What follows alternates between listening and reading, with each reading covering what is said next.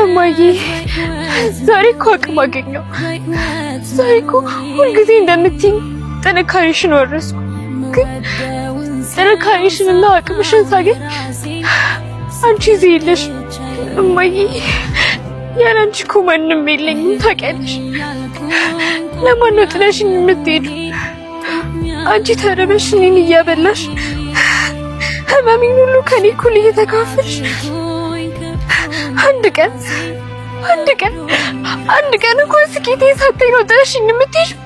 እማዬ እባክሽ ተነሽ እማዬ።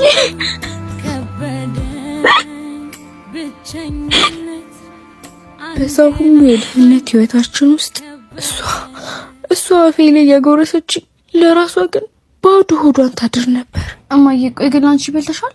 አዎ እኔ ልጅ እኔማ በልቼ ጥግብ ስላልኩ እኮ ነው። እውነት የኔ ልጅ እኔ ጠግቤያለሁ ልጄ። አንቺ ቢ ስትለኝ እውነቷን ይመስለኝ ነበር። አንድ ቢ እኔ ጠግቤያለሁ ልጅ። እኔ ልኮራመት እኔ ከሰልምሰል ስቅሻታ ስቂኝ የደላሽ ይመስል እማዬ ቃል እገባልሻለሁ በርትቼ ተምሬ አጥንቼ ትልቅ ቦታ ደርሼ ከዚህ ኖቤል ኤሌክትሮኒክስ የፈለግሽውን ዕቃ መርጠሽ እንድትወስጂ ነው የማደርግሽ። እሺ እማዬ ነይ እስቲ ነይ እናያቸው። የእናትነት ፈገግታዋ ሳይለኝ እየጎተትኩ ስወስዳት ተከተለች።